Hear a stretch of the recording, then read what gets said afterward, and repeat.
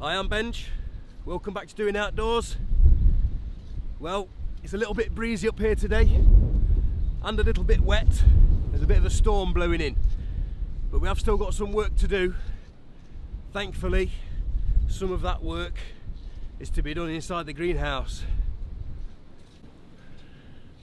and it's not so windy, nor am I getting wet, so we're going to be all right for a little while.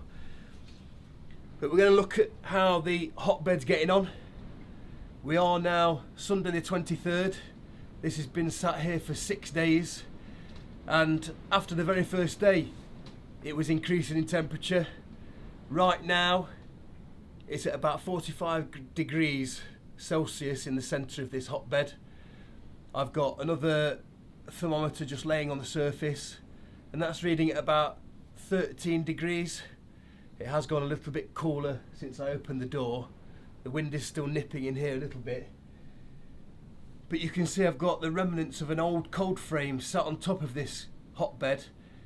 And what I plan to do is, once I get my seed trays in there, I'll be able to cover the top with glass, and that should help keep quite a bit of warmth in where the seeds are sitting.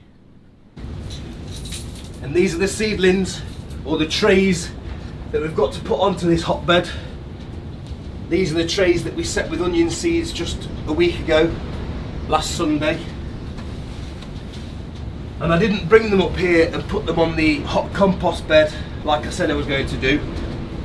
I thought better of it, and the reason being is that we do have some rats in one of the compost bays. And what I didn't want to happen is for the rats to dig out these trays expecting to find something good to eat and ruin all of these trays of seeds. But whilst I just wafted my hand over this hotbed, I can feel a lot of heat coming up, which is really good. That's going to heat the bottom of these seed trays and really kickstart those seeds to want to germinate. So at least the onions are now in a nice warm environment. Hopefully that's going to increase their germination rate. Up until now they have been just at my house under a big window. It's been fairly warm in there, but they have been on a concrete floor, which does remain quite cold. So with them sitting directly on the concrete floor, they may have been a bit too cool. But on this hotbed, they're going to be nice and toasty. Again, I need to put a bit of glass on here just to help keep a little bit of the heat in. Or perhaps I don't need to. Like I say, putting my hand on top of this hotbed and you can really feel the heat coming through. And that'll be enough to heat the compost that the seeds are in. We have actually got another job to get on with today, and that is trying to make use of all this empty space within the greenhouse. And what I'm going to do is I'm going to use some of the buckets that I've got, and I'm going to fill them with some homemade compost, and I'm going to put my first early potatoes in, and they can stay in this greenhouse until I need the space, or until the threat of frost has passed, whichever comes first. Just before we go and get stuck into planting up some potatoes, let's go and see how Bacon's getting on. If you remember, on my last video we built a pen for her because she was about to farrow. I said 7 to 10 days, well it was actually 2 weeks after that video was posted is when she farrowed. But unfortunately she only farrowed one pig. He's a little boar, he's a nice lad, he's healthy as anything because he's not having to compete for any food, any resources. And the reason I believe she only farrowed one pig is because when she went with the boar, she really was quite fat. And doing some research into it, if they're overweight, it can reduce the litter sizes quite dramatically. So right now she is on a bit of a diet.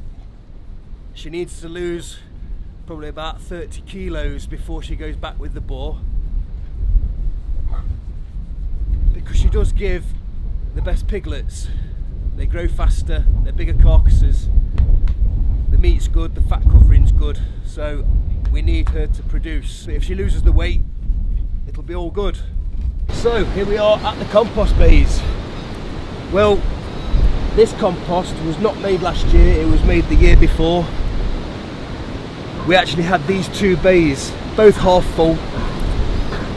I've turned this bay into this bay so I can make some more compost in here. We've already started putting a little bit of material in there. But it's looking really good, this compost. Not too shabby. And it's this compost that we're going to grow the potatoes in. Well, not all of it.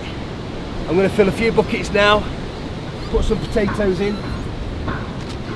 And the first earlies that I'm growing are rocket. I think they're a really good first early potato. In fact, if you leave them in a little bit longer, they do get quite big and they're good for mashing, very good for making chips. They're pretty much a good all-rounder.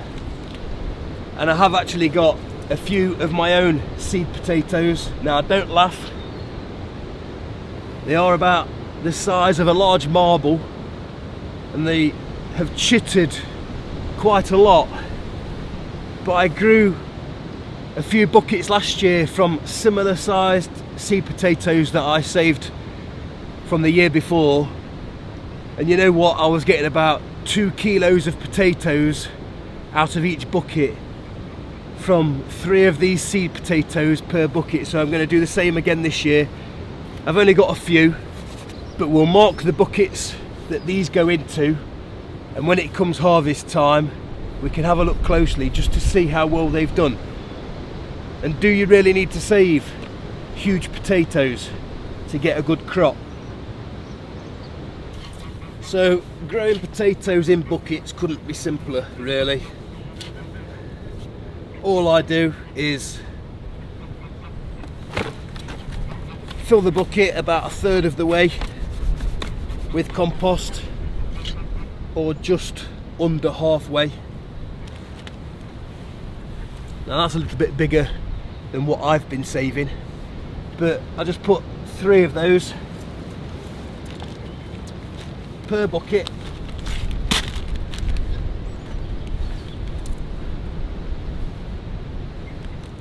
And then fill almost to the top with compost,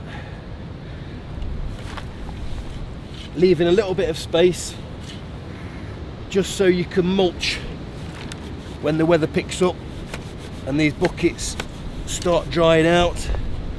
And then we do exactly the same with my home safe seed. I have only got 7 of these, so I'll do 1 bucket with 3 and 1 bucket with 4. But it's going to be interesting to see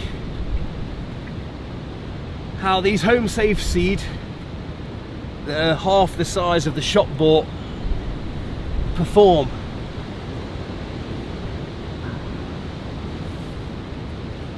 You've got to have these experiments each year. Keeps things interesting.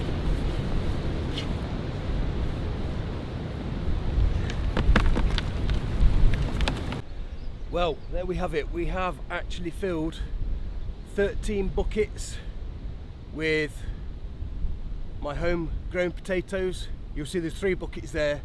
I did 1 with 3 and 2 with 2. I thought these buckets aren't quite big enough to be cramming 3, even my small seed potatoes in. Same again with the shop bought potatoes. Because some of these potatoes were really big, we've only got 4 buckets that have got 3 seed potatoes in, and then 6 buckets with 2 seed potatoes in. We'll just see how they go on. And looking at my compost heap, we've used less than 1/4 of this bay, and if you think they are 30-litre buckets, not filled right to the top, there's 13 of them, I think we can safely say we've used about 350 litres of compost. With it being homemade, it's not cost me a penny, just a bit of time and effort. And yeah, we've got 3/4, maybe a little bit more, and we'll make some no dig beds out of that.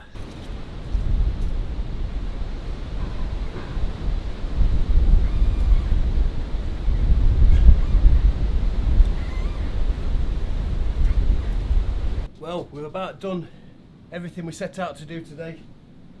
We've got the onion seeds on the hotbed. The hotbed is up to a good temperature.